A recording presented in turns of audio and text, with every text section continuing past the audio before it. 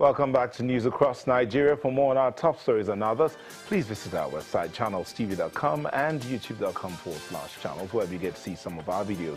Log on to m.channelstv.com to view us live on your mobile device, or download the Channels TV app for Android, iOS and Windows devices from their respective stores. The Channels TV app and the Channels 24 apps will give you access to not just the news and update, you will also have access to the Eyewitness feature, with which you can be a part of our news team by sharing pictures, videos, or news of happenings around you. Just install the app, then tap and swipe to reveal the menu and follow the instructions.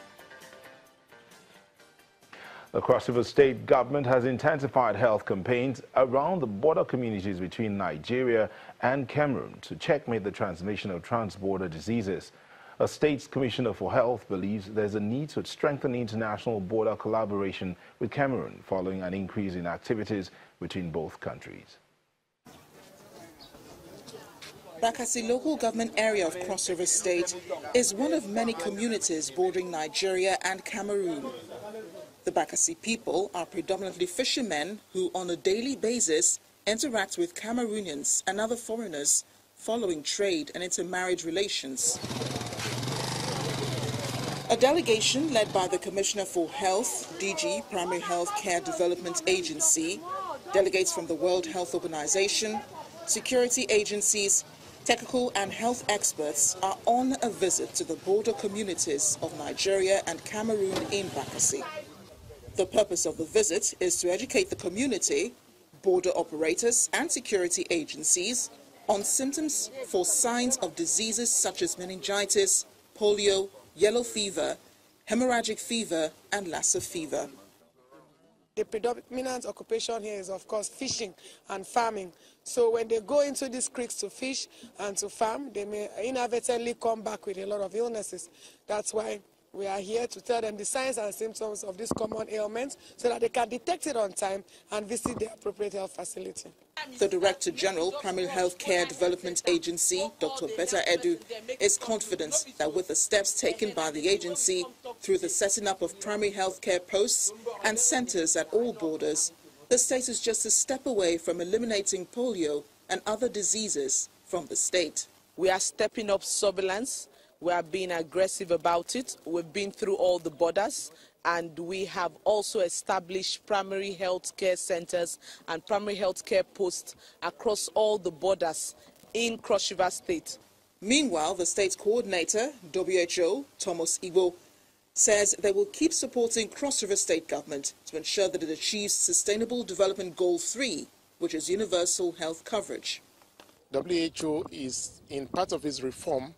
We are now focusing on world health emergencies, how we can best tackle emergencies in the world generally.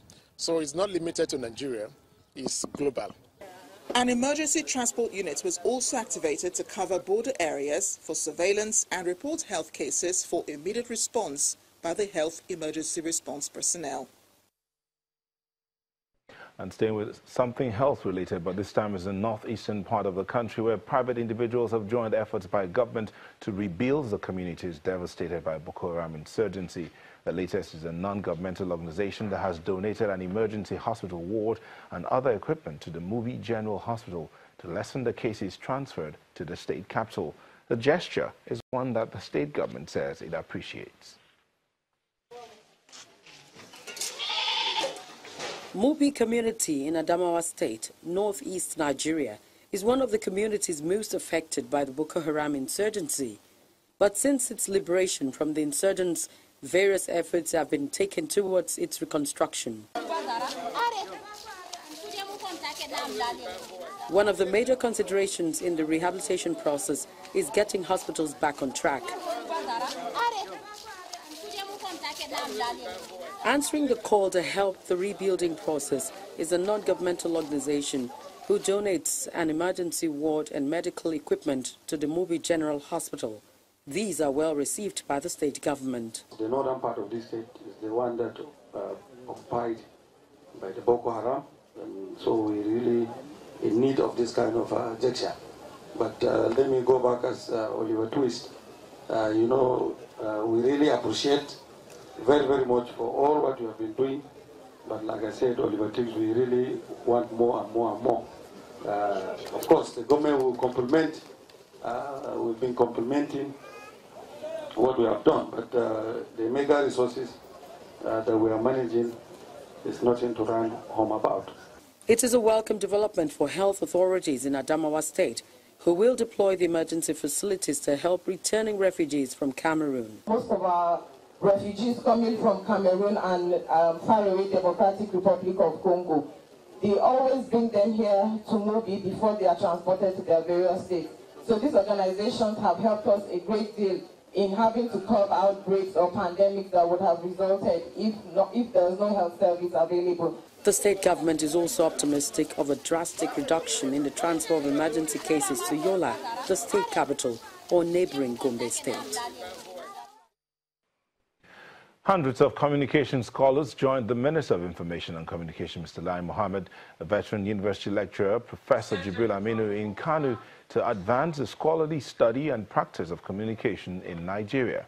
It is the 4th annual conference of the Association of Communication Scholars and Professionals hosted by the Faculty of Communication, Bayero University, Kano, to promote and facilitate the pursuit of excellence in academic research and professional practice in Nigeria's communication industry.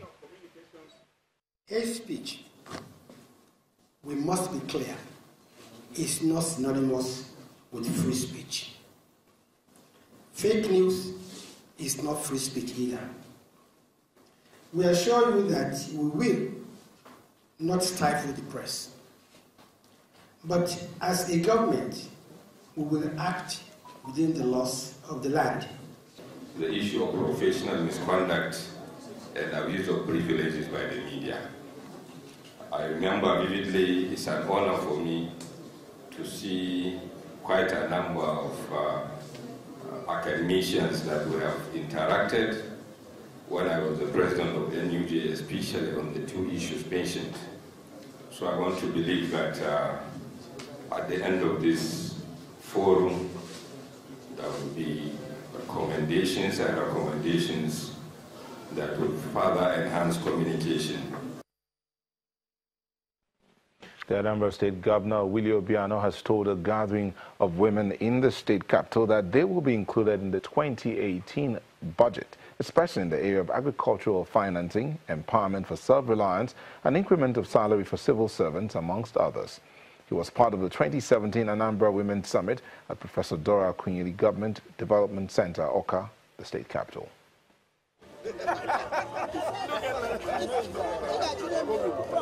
Governor Willie Obiano arrives at the Professor Dora Akunyili Women's Development Center in Oka to witness the Anambra State 2017 Women's Summit. He was received by the women's group and dignitaries in attendance.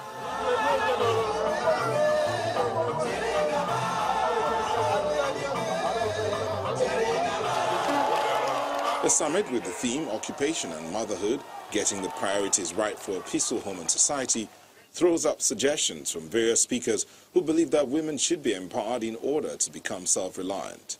We have enacted laws as well as numerous resolutions aimed at giving voice, hope, protection, and quality of life to mothers in the state. Pursuit and engaging in careers are equally good. However, it is important that mothers who hold careers that keep them actively engaged away from the home front should lead by example, try to strike a healthy balance between adequate parenting on the home front and any income to support the family. For the state governor, the 2018 budget holds a lot for the women. But first, he gives a word of advice to mothers concerning their children. This is a technology age. We tell you the challenges that we are facing with drugs with our children. That we are preparing the budget for 2018. And in that budget, we have recognized so many things we are going to do for the women. Some I have already mentioned to you. Some will be a surprise, because I like to surprise you.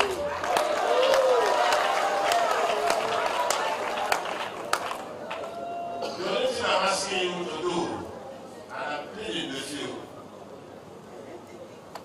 is to support me to complete the 8 years. Once again, the governor gets support from the women as they endorse him for a second term.